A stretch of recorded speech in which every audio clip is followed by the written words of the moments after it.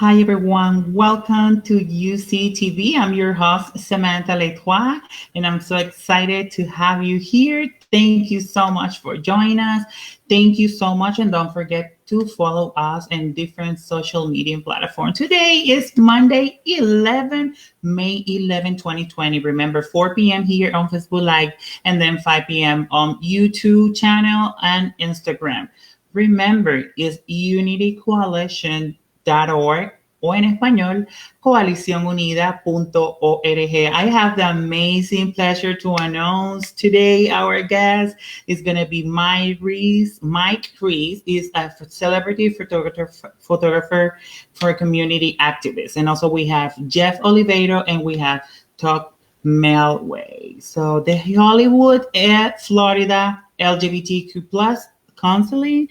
So I can wait. Oh my gosh. I can wait. Let me remind everybody that Unity Coalition have micro-giving fund coronavirus for the service community that lost their job. Yes, during the coronavirus, there are so many people, bartenders, drag queens, service community, all LGBT community. They lost their job. There is no income. Unity Coalition has launched this opportunity for those they need. We can give you a funding, but this funding is provided by our community from you. So we need your help. Just go to unitycoalition.org, scroll down until you see the micro giving fund and donate. Whatever you can do, it will be great. Everything that you give us is going to be right away to the community. So we don't hold any money. Every single coin, it goes right away to the community. And the most important part is this show always is provided by Gilead. Gilead is the one that made this responsible. So I'm so ready and I can wait no more just to have our guest for today. Remember, first of all, our amazing Her Sosa. How are you? How was your weekend? Beautiful? Everything was perfect, honey. I just want to say we can do this possible without you. We love you. How was your weekend? Weekend was great. You know, it's the new normal. We do social distancing, all that great stuff, but was able to, visit with my mom and my sister, arm's distance and all that good stuff. But it was great. But, I am so excited about all our guests today. You mentioned Jeff Oliverio. You mentioned Todd Delmay, both from the LGBT Business Council of Hollywood. That would be Hollywood, Florida, not Hollywood, California. Yes. They're going to be on with us in a few minutes. But before that, we're going to have somebody that's true Hollywood royalty, global royalty, if you will, not just behind the camera, but in front of the camera as well. And that would be Mike Ruiz. So, hello, Mike Ruiz. We're glad you're here with us. That was quite an introduction. I don't know if I can live up to it. You already have. How are you? I'm good. Considering I'm confined to I'm sequestered to my house, and I've been here for 6 weeks without any human contact. So you're in New York, New Jersey area? Yeah, I live down near Princeton, New Jersey. Fantastic. And today's a special day for you, isn't it? It is. It's my 1-year anniversary. Fantastic.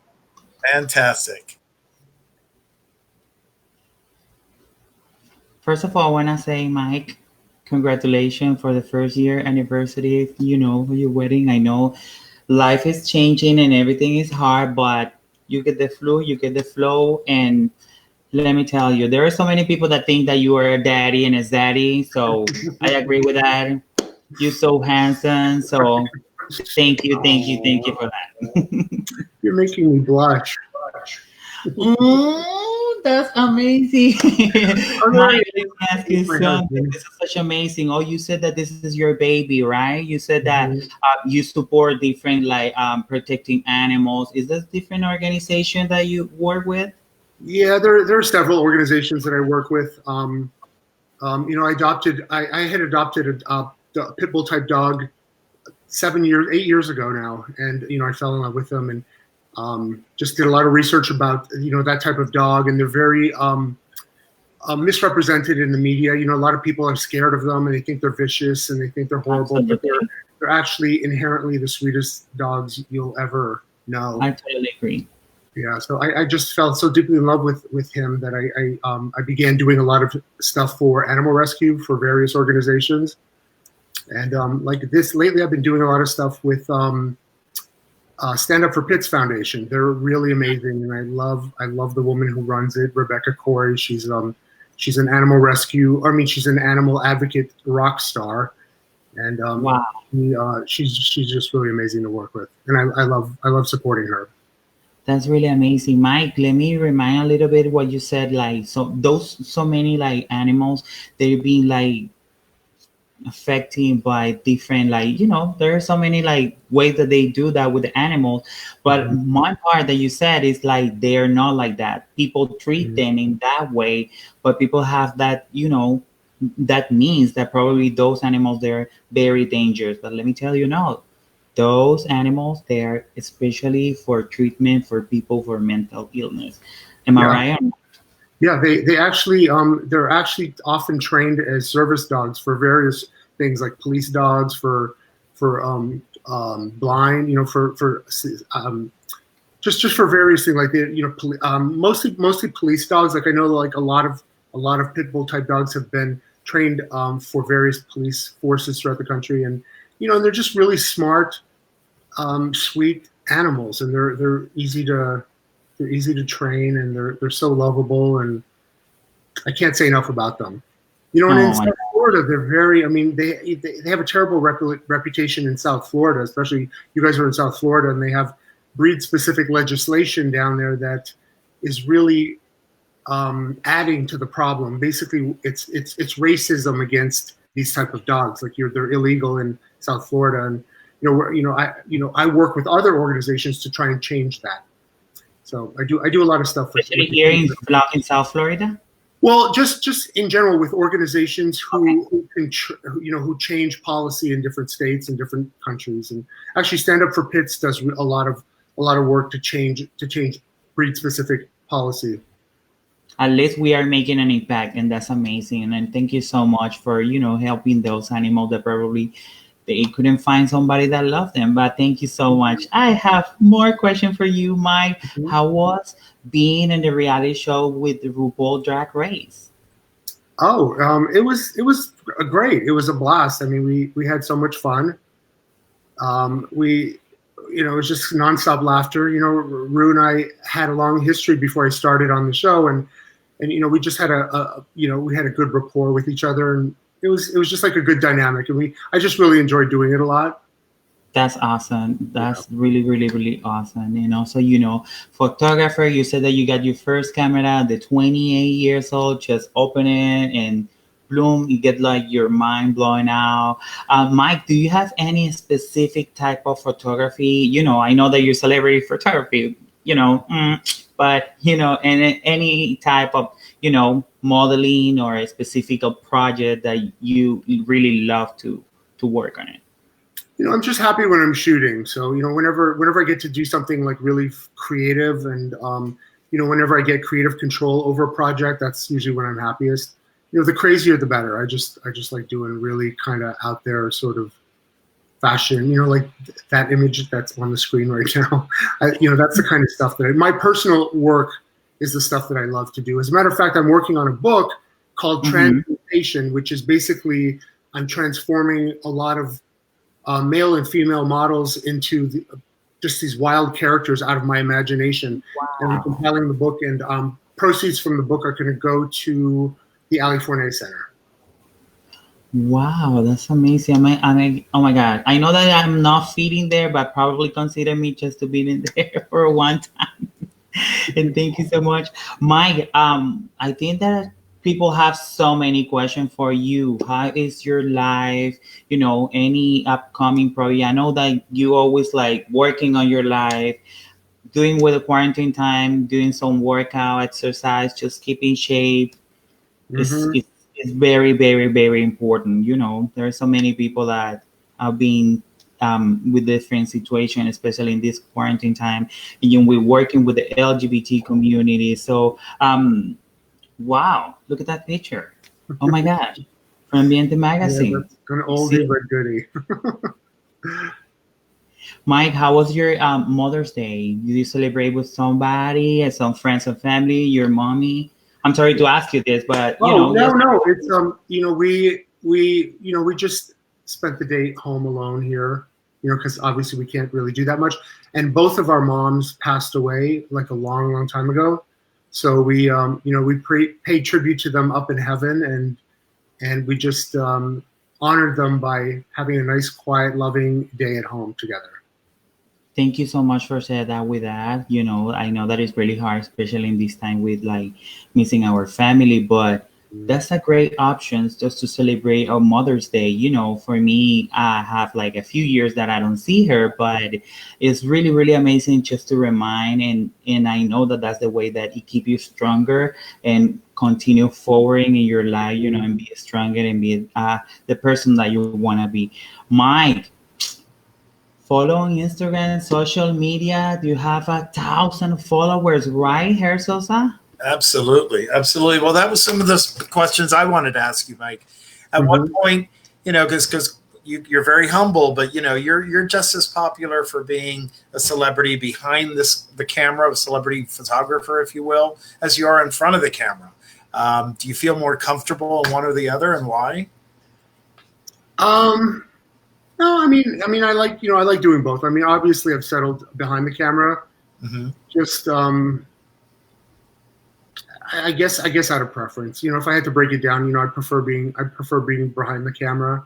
I mean, I kind of squirm a little bit, like being public. Whenever I do anything public, like even doing the out cover, I was like, okay, but like I use, like it's always a means to an end with me. I just.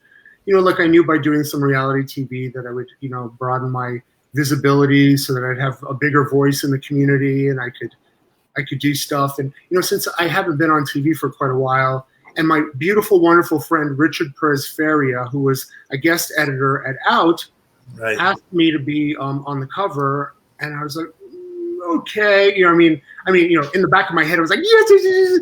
Right. I was like, oh, God, okay. So, I was happy to do it. Actually, I was honored and thrilled, and excited. I love Richard. Richard's a great, great person, and a very kind person as well. Not to mention very talented. Yeah, he's great, and he knows. Like we've known each other for so long, and we're pretty close, and he knows that I've been through. Like on Instagram, my life looks pretty okay, but I've been through some stuff, and Richard knows the stuff that I've been through, and I just keep trying to forge ahead, and I guess he figured, let's throw this guy a bone and I'll put him on the cover.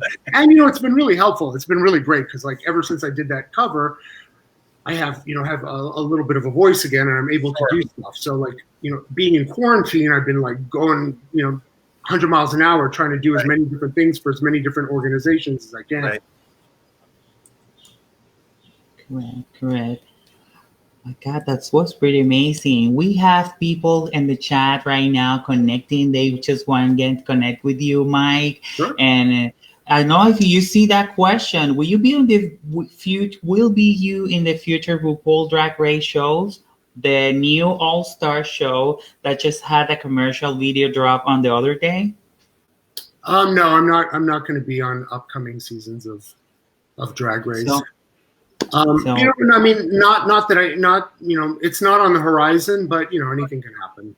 Oh, okay. It's not like I'm like, no, I'm not doing it. I'm just, I just, it's not, it's not on the schedule, but who knows? So let me ask you, where do you see, this is one of those like Miss America questions, but where do you see, or where would you like to see your career 5-10 years from now, or your platform, if you will? How would you like to make good for the world 5 or 10 years from now? Is it behind the lens of a camera? Is it, you tell me.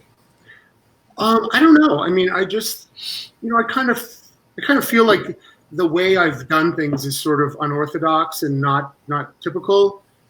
I mean, because I'm behind the camera, I'm not like an actor or something who has like that kind of visibility where I can do, speak on behalf of organizations that broadly. It's like somebody like Julie Roberts or Nicole Kidman, but sure. But I mean, I would just like to have a broader voice And honestly, I mean, that's really why I would want to do it. Sure. Is to have, to just have, just have like, like the more I find the more stuff that I do for different people and different organizations, the more people come to me to do stuff. And oh, by the way, if you're out there and need my help, don't hesitate to reach out.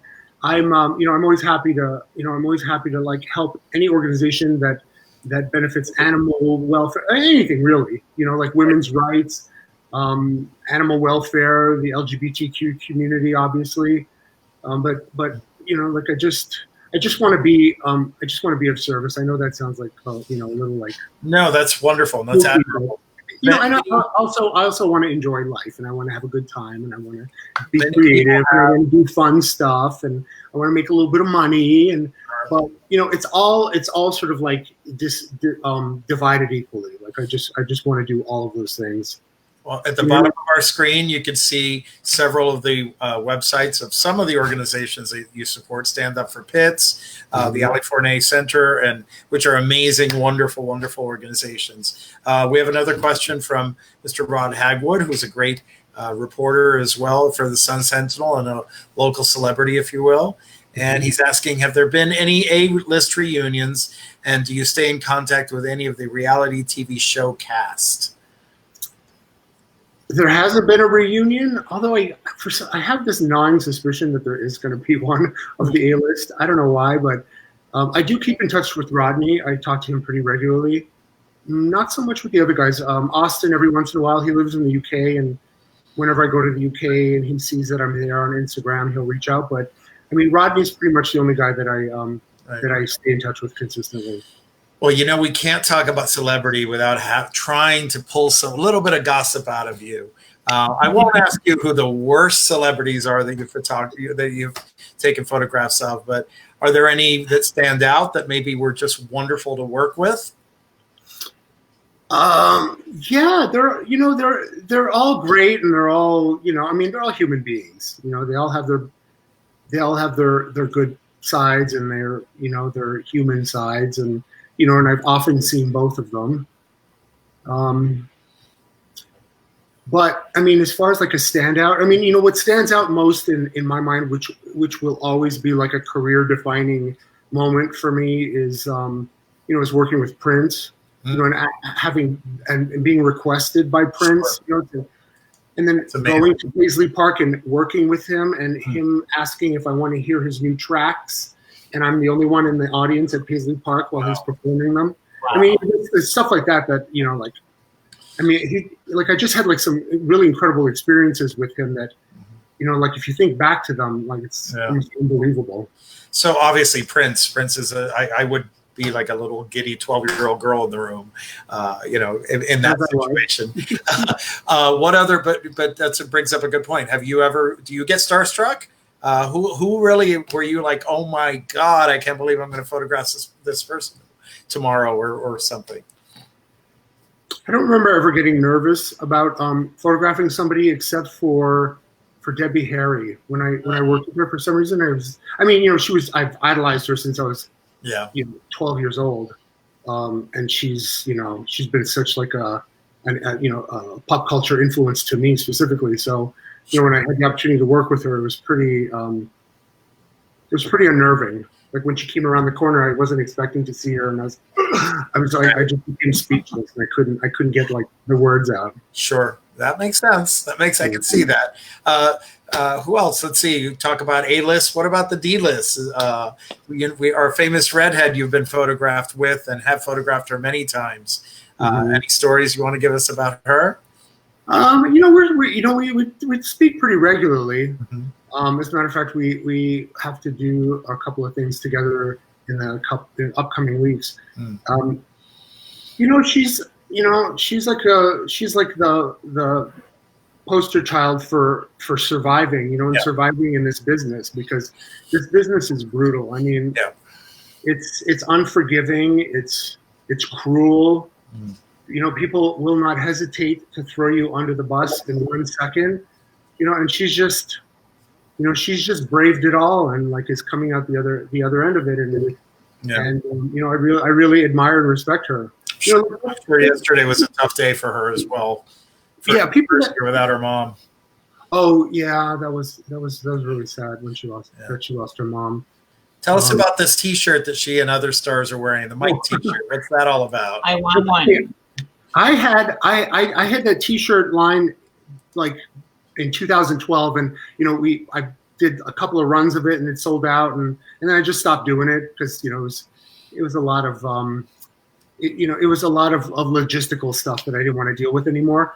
But I'm actually partnered with a company now that is called Social Impact, impak.com. And we're going to start producing those sweatshirts. I mean, those T-shirts, those exact T-shirts, along with a bunch of other stuff, like a bunch of other images of mine that are going to go on various products, like T-shirts, tank tops, pillows. It's kind of like mass market sort of stuff. And 25% of my proceeds are going to go to charity, the Ali Forney Center and Stand Up for Pits Foundation. So it's another opportunity for me to because people always ask me like, oh, you should do those T-shirts again. You should do those T-shirts again. And so I'm doing it. I think they're going to be up on that site is up now, but those T-shirts are going to be up in a couple of days. Oh, okay, perfect. As soon as you get that merchandise, just let me know. I'm going to be your first fan just to go to the website and buy some stuff. Oh my God, that's pretty amazing. Mike, let me ask you something. How is everything happening? We have somebody right now, as Hersos says, Rod, and it says like, how is LGBT Latin community different in Miami from New York or LA?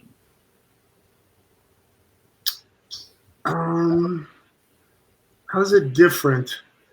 Well, I think the LGBT Latin community in Florida is a lot more based in the culture, whereas New York, like it's not really. I mean, not that from my experience, like I'm not. Okay. I was born and raised in Canada, so like I wasn't living. I wasn't living amongst like my other brothers and sisters, my Dominican and Puerto Rican brothers and sisters. So I mean, to be honest with you, I couldn't speak to that because I don't know what the difference is between New York and Miami. I would imagine it's the same struggles and the same benefits that that Hispanic LGBT people have to go through everywhere.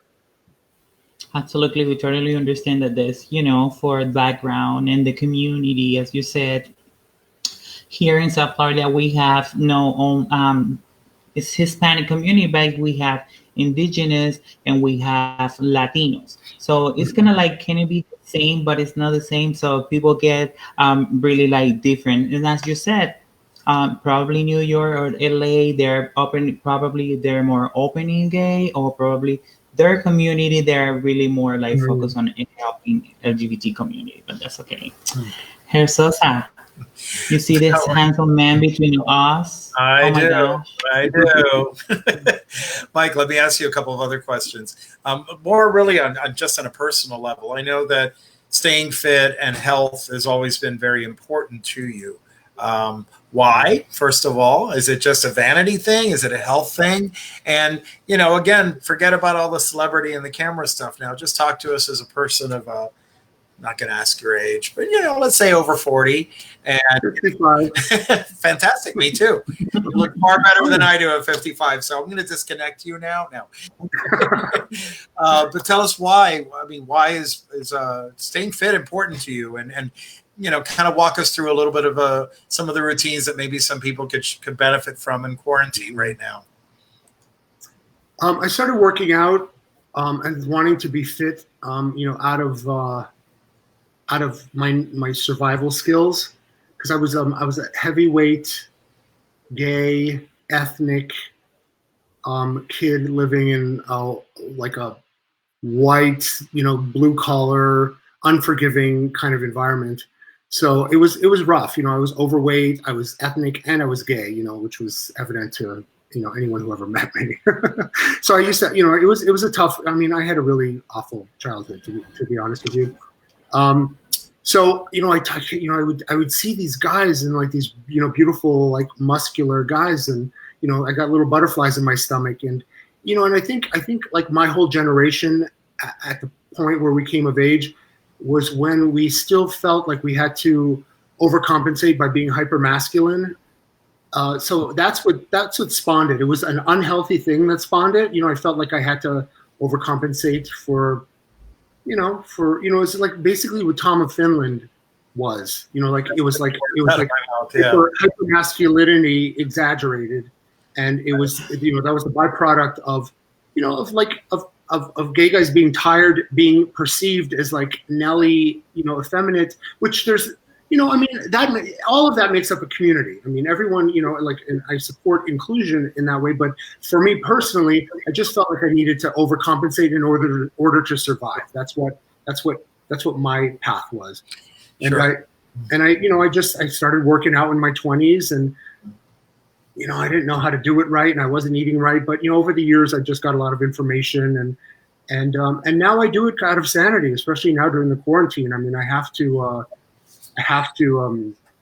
expend a lot of energy. I work out like 2 or 3 hours a day just to remain sane. And it's very helpful. It helps you release a lot of good chemicals in the brain, and I try to eat really healthy, and it's part of like healing myself. It went from being like a vanity thing, like an outward gratification thing, to like an inward gratification thing. Like I just feel like I need to do it to kind of heal myself and heal that little kid, that was that felt he wasn't good enough.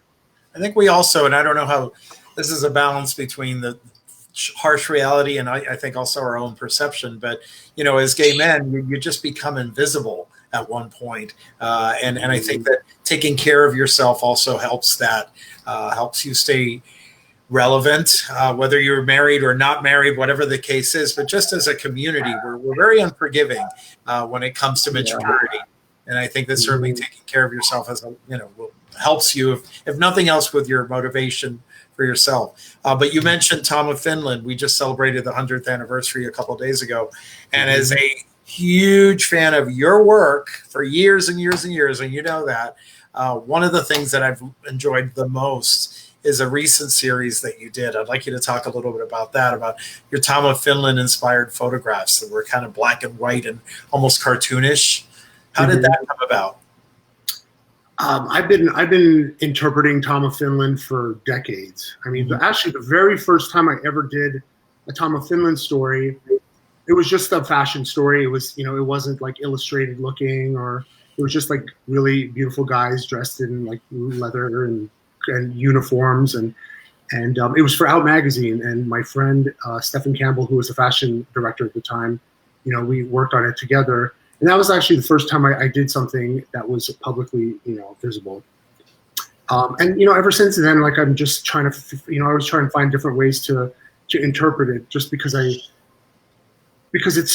was so like, like that whole mindset was so heavily ingrained in my identity of like, oh, I got to be this guy in order to like be accepted in the gay community, be accepted by straight people. I had to be big and threatening looking, so it was just like it became sort of like a portion of my identity that I constantly need to express. And then a couple of years ago, I met this amazing body artist. He does body paint, very lifelike body paint. His name is Michael Mejia, and he and I collaborated on, he body painted these guys black and white, and and then I've done that a couple of times since then. But those are pretty, like, I mean, they've gotten a lot of traction, those shoots. Just because amazing. That last set of photographs, and I only saw kind of the behind the scenes. I don't know if I've seen like a completed version, but those were absolutely amazing. Absolutely. Yeah, there's a good post. I actually did a 100th anniversary post for Tom of Finland on my Instagram page that chronicles like some of the stuff I've done over the years, including some behind the scenes video. So it's maybe we can con you into another Ambiente interview, bringing you up to speed. Where is he now? And include some. Oh, totally. That would be wonderful. That would be wonderful. Let me ask you, what do you, without getting you in trouble on your anniversary, but how do you define beauty or attraction?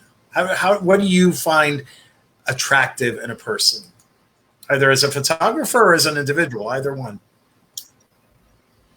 Physicality, you know, men are visual creatures, and physicality is, you know, is the first, you know, the first layer that you're attracted to. And then, you know, beyond that, like if somebody's like really attractive and really fit and is accomplished and intelligent and compassionate, you know, compassion is the biggest one.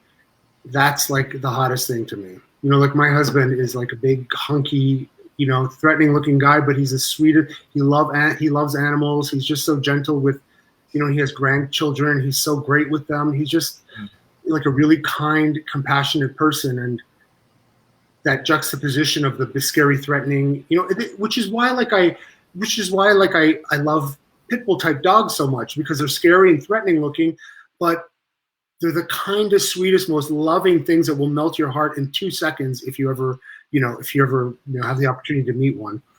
And you know what I find beautiful in pit bull type dogs is what I find beautiful in men. Makes sense. And now I'm going to ask you kind of the opposite of that. As someone who has made an art of illusion and creation and visioning, you know, through your lens and through your eyes and through your mind, because you're not just an incredibly talented photographer, you're really a storyteller, as I see it. When I see your images, when I see your pictures, it's interesting because some photographers are very cookie cutter, and that's not a bad thing. If you're successful enough that someone can look at a photograph and say, that's a so-and-so or that's a so-and-so, you've obviously reached a level of success.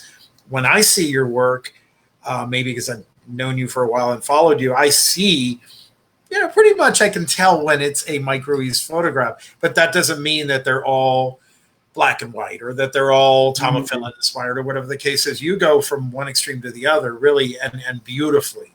But there's a double edge to that. You know, a lot of our younger audience, especially the LGBT kids or really younger kids in general, sometimes get caught up in that image, that polished image. Can you talk to us a little bit about what it takes to create a photograph? I mean, do people just roll out of bed and go in front of your camera and take a picture and that's automatically how they look? Or forgive me for traveling with you guys. My laptop's about to die. No problem. We're gonna let you go in about a minute anyway. So no, I'm good. I'm just okay. Let's get back to what it takes to create a photograph. Yeah, you know, to me, like it's not an aesthetic thing. Like I've always said that, you know, that's why like I can do like all different types of things, like black and white and color, and you know, like light and dark, and what kind of sort of the common thread through all of it is you know, a person's point of view.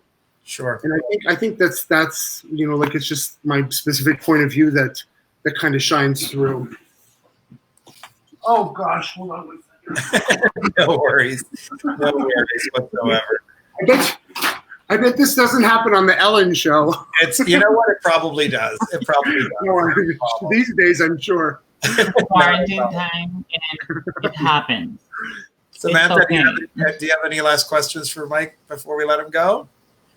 Oh my gosh, I just want to let the people just go to his social media and keep following him, you know, just continue educating what Mike is doing right now. He's doing an amazing, not only with his life, with the dog, with the rescue, everything that he's doing, like, because so many people are out there that see you, as I said, as an icon.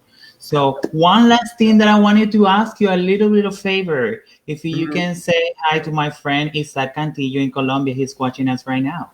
What's his name? Isaac Cantillo. Isaac Cantillo? I know it's hard to pronounce. Yes, oh, Isaac. Okay. Hey, Isaac, how are you? Oh, I see you waving. Sending you a big hug and a big kiss from New Jersey. Yes, thank you so much, Mike, and thank you again for everything that you're doing. I hope to see you again at Person Magazine, and keeping safe, keeping handsome, my love. Thank you so much. Thank you so much for being with us. Happy anniversary. And tell us one last time what some of the passions are for you and where people should donate their time and energies.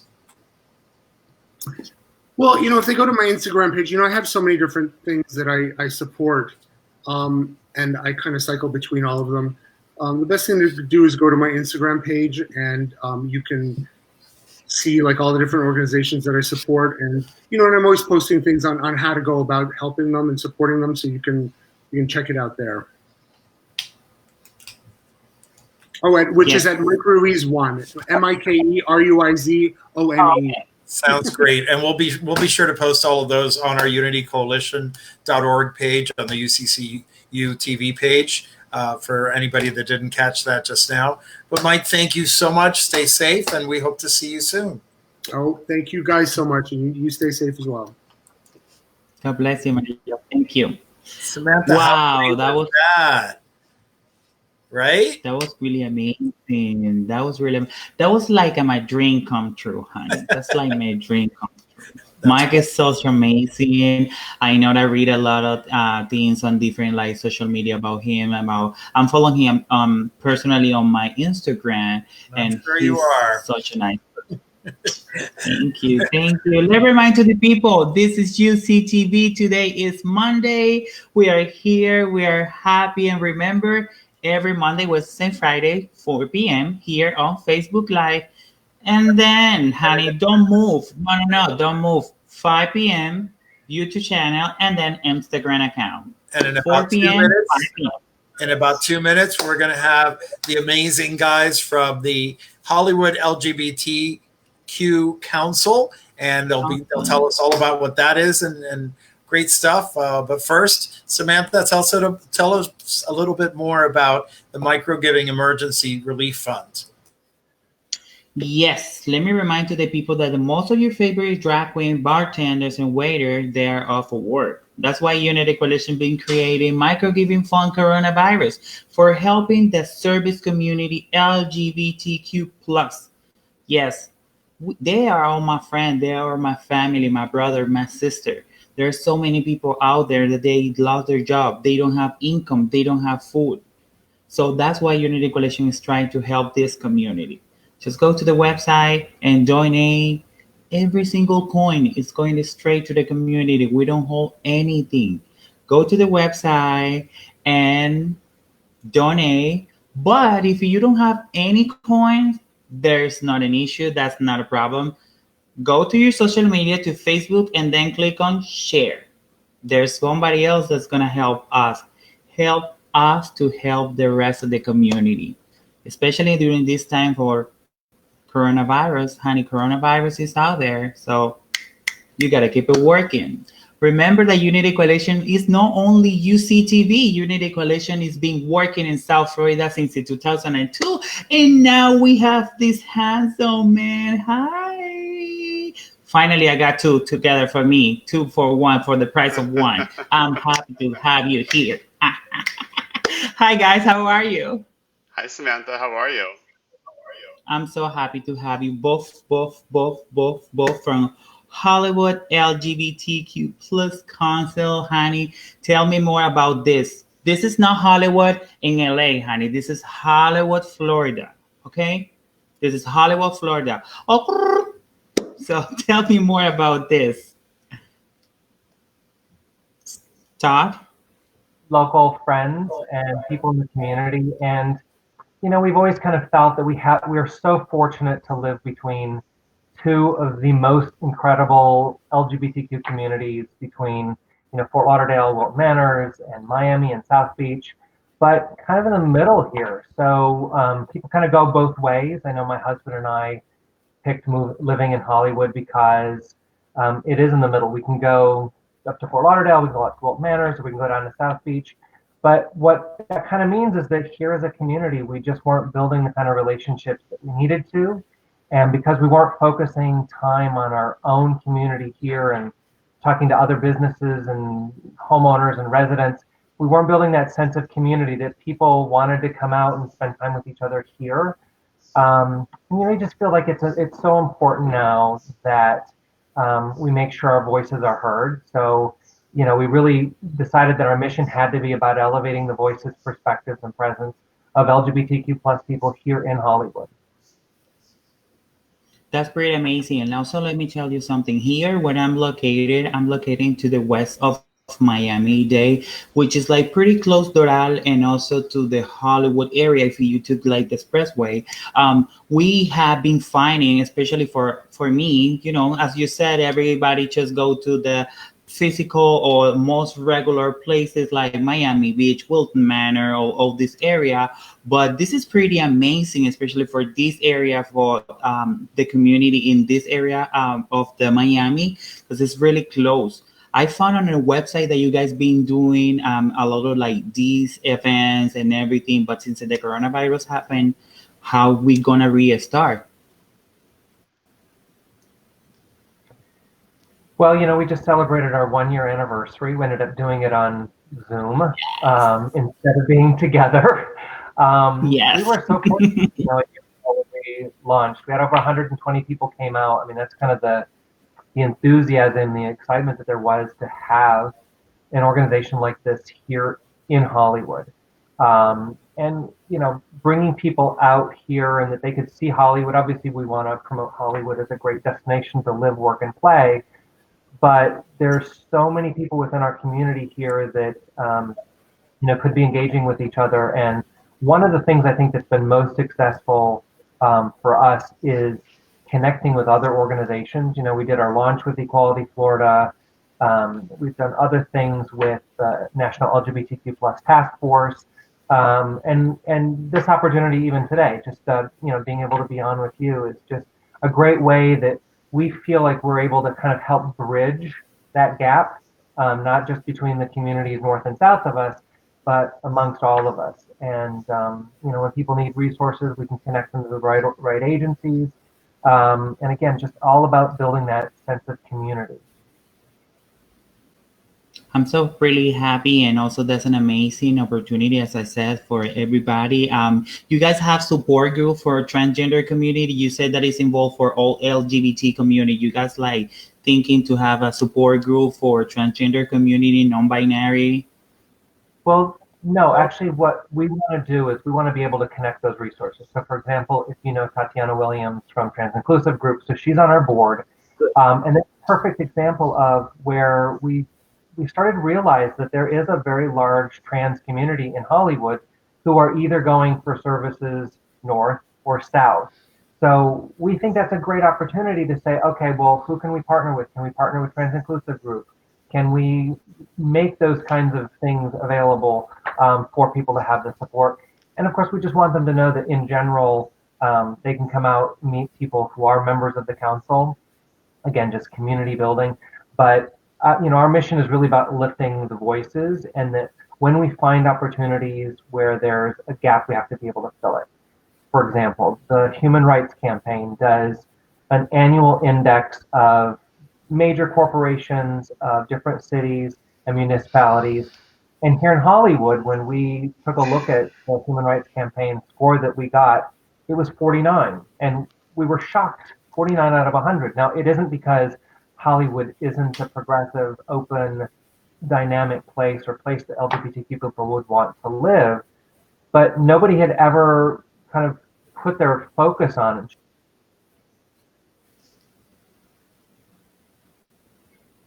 Hey, Jeff.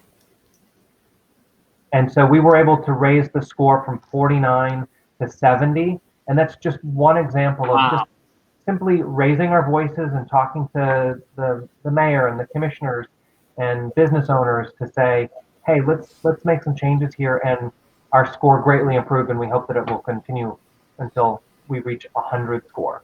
Todd, I want to say congratulations for you and Jeff and everybody else that's pulled this really Herculean project together and bringing together light to a community and really just inspiring people to get involved. That's really the important part, is, you know, for people to know they're not alone, and to be able to support businesses and be able to support each other. The HRC thing, trust me, I know it well. I sit on the subcommittee that pulls that together every year for the city of Miami Beach.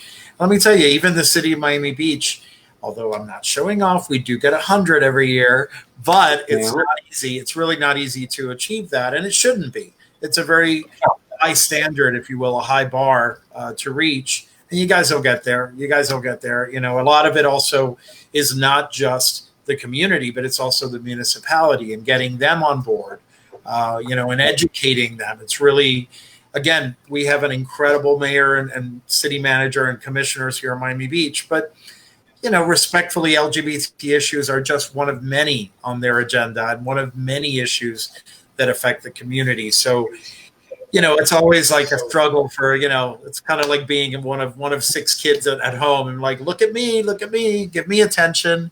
But I'm curious, Jeff, tell me about your involvement. I know that you've been involved as a business leader in the community for many, many years, not necessarily as an LGBT business leader, but, you know, why did you think this was important? Why did you feel that this was important to help create?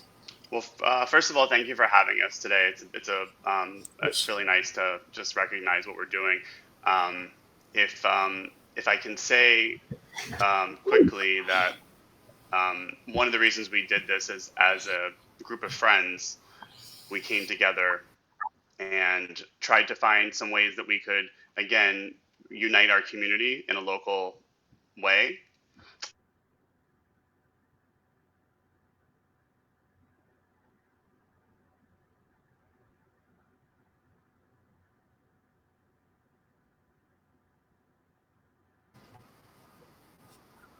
Keep getting knocked out. That's all right. We'll bring you back up.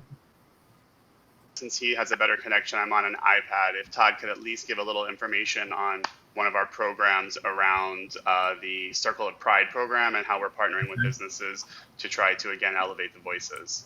Sure. Yeah, so we kind of gave LGBTQ a different meaning. So life, government, business for a transformation and quality of life. And we recognize that business part of it is very important, especially in you know, a city like Hollywood that may not see as many queer people coming through their doors as patrons. So we wanted to reach out to the community, and Hollywood is known, of course, for its circles. So if you've been through Hollywood, we've got Presidential Circle, of course, Young Circle. And so we developed the Circle of Pride, and it's basically a commitment, a pledge, if you will, that businesses can take.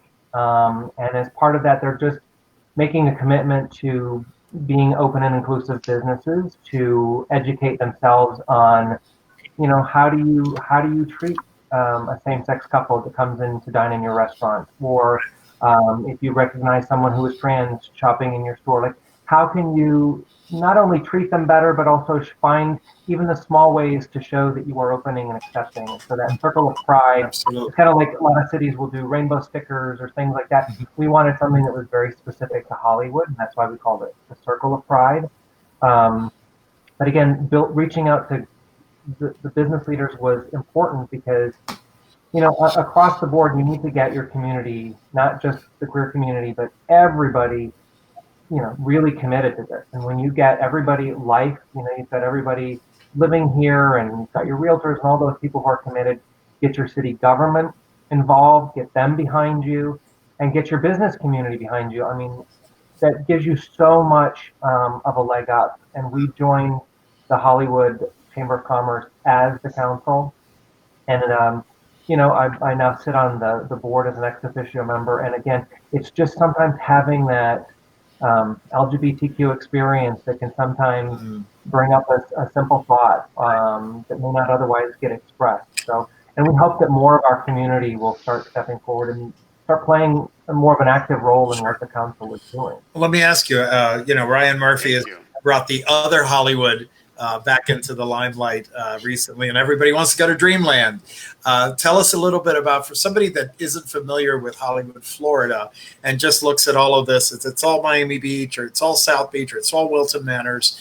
What are the similarities, or what are some of the things that we have in common, or what makes Hollywood, you know, what makes living and working in Hollywood special to you? There are a number of things. I will start with the historic downtown. So Hollywood's historic downtown, I think, as I understand it, is the only intact historical downtown left in Florida. So you've got a lot of early 1920s buildings. You just have this really walkable sense of a great community. Young Circle in itself is, is a big park, and there's a lot of things that really connect you with the history of Hollywood. So I know when I first came here, I grew up in a very small Midwestern town, and driving down those 2 blocks of downtown Hollywood, I felt like I was home. It's like small town America. But of course, we have a similar kind of feeling on the Broadwalk. So you've got great shops and restaurants, all unfortunately closed, mostly closed now. But I think the beach is one of the most beautiful stretches of beach in South Florida. Obviously, you've got, all the beautiful shops, and the Broadwalk itself. I mean, for biking and walking and people watching, it's just really incredible. My husband and I really picked, as I mentioned before, that Hollywood, because of its central location, we can be in South Beach in 25 minutes. We can be in Wilton Manors in 25 minutes, or less. Having great access to the airport. I don't think it's ever taken me more than 15 minutes to get to the airport to fly somewhere. Just the accessibility of Hollywood, the people, of course. I have found nothing but wonderful people in Hollywood. It's really been a wonderful open experience, starting the council and bringing a group of people together who had never worked together before, and then reaching out into the community and finding support everywhere. I mean, we've had local restaurants, for example, Mickey Burns partnered with us for our ugly and fabulous sweater event around the holidays. Like, local businesses that really want to be a part of what we're doing and show their support. So I think it's a great place. I think, we have a couple of realtors in our group who always say, that the price wise, if you're looking for a great home, it is less expensive than living in Wilton Manors or Fort Lauderdale, or even South Beach, of course. In fact, my husband and I, we live in a 1947 home that we're renovating. There's some really wonderful gems, beautiful neighborhoods. So yeah, I don't know what there isn't to love about Hollywood. Jeff, I know you've called Hollywood home for some time now. You're a dad, you're a husband, but you're also a very active businessman, even before being part of the LGBTQ Business Council. Tell us about the business aspect of it. Why should somebody look at Hollywood, Florida today as a place to live and work and play? I think that Hollywood has a very unknown reputation for. I'm probably disconnected, but I think that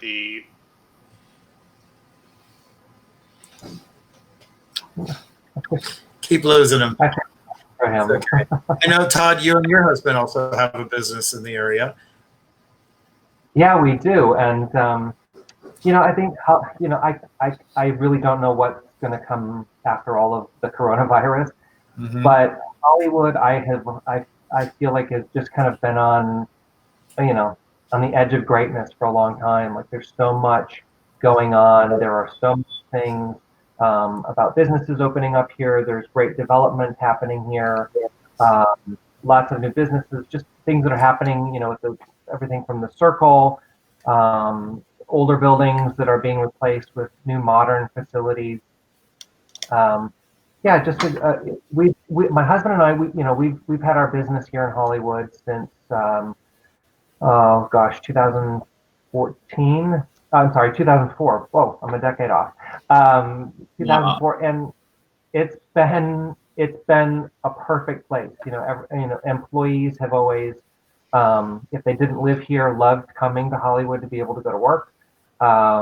Beautiful streets, great restaurants, great, interesting, very local hometown feel, and I think that mixes well with a place to do business.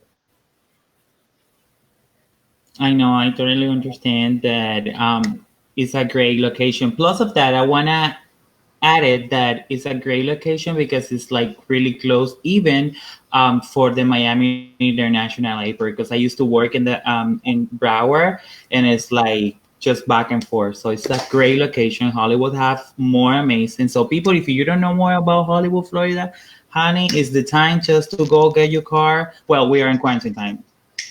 and Samantha, terrible. I don't know about you, but I know where we're going for lunch as soon as the quarantine's over.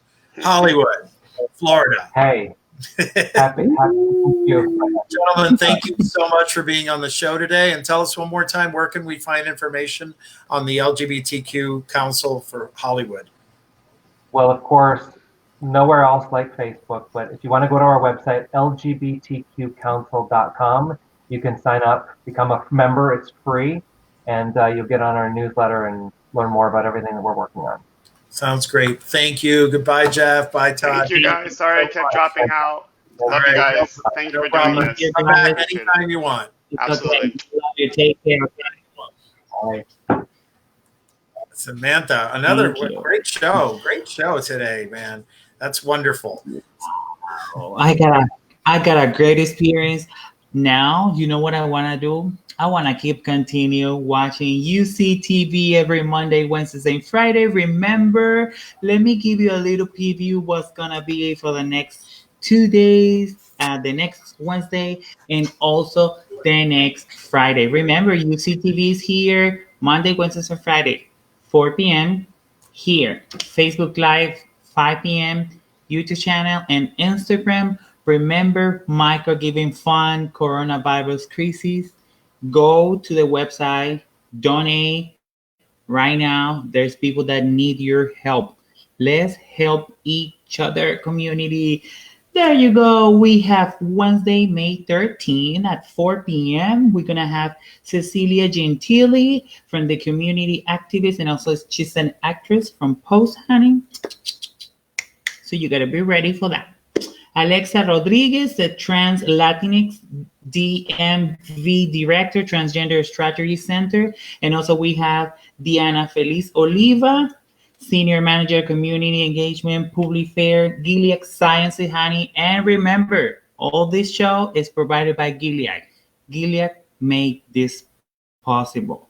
Remember, HIV prevention is really important for our LGBT community. Just stay safe, be responsible.